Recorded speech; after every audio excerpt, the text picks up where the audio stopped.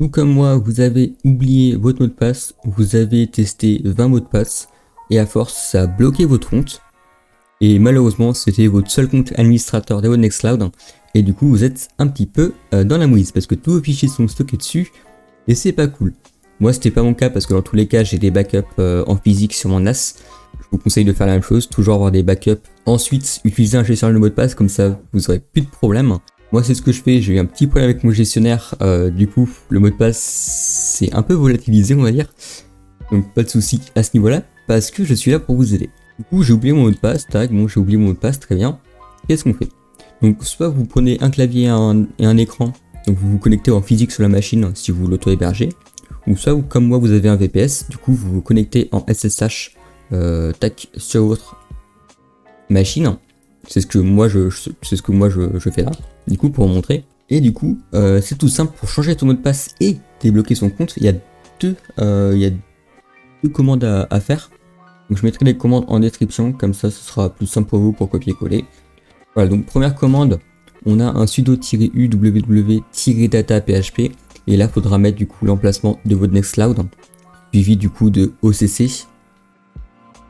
Ensuite on va mettre user.resetPassword, et là on va mettre, bon pas user comme ça, mais on va mettre un user. Donc on va mettre Tatufly. Ah, donc là c'est mon user root. Ici il va vous demander d'entrer le nouveau password. Donc moi je vais pas le faire, je vais faire CTRL-C parce que je veux garder mon mot de passe. Donc je veux garder mon mot de passe actuel. Et du coup il y aura juste à retaper votre mot de passe et vous aurez votre nouveau mot de passe. Et cette fois-ci mettez-le quelque part où vous les sécurisez. Donc un gestionnaire de mot de passe de préférence. Un petit qui passe, ça passe bien, c'est gratuit. C'est plutôt sympa. Et ensuite c'est très bien, mais on a changé le mot de passe, mais notre compte est encore bloqué. Peut-être pour certains, pas pour tous, mais en tout cas pour certains, c'était mon cas. Et ici, comment je vais faire? Eh bien on va faire la même chose, parce qu'on va reprendre cette commande. Et ici, au lieu de mettre reset password, c'est tout con, on va mettre enable. The specified user is enable. Et par exemple, si je veux désactiver le user pour la démo, donc là, ça a désactivé mon user. Apparemment, la commande, c'est pas ça, la commande, c'est disable. Disenable.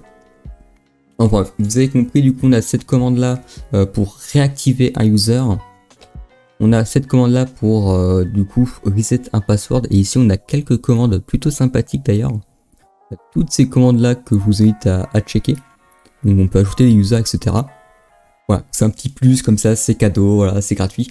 Donc seule problématique, c'est qu'il faudra du coup connaître son mot de passe, enfin son compte admin. Donc, je suppose qu'il y a moyen de connaître, voilà, si on fait un user list, tac, on a tous nos users, du coup ça c'est cool. Donc si vous avez oublié même votre compte, comment il s'appelle, vous pouvez le retrouver comme ça.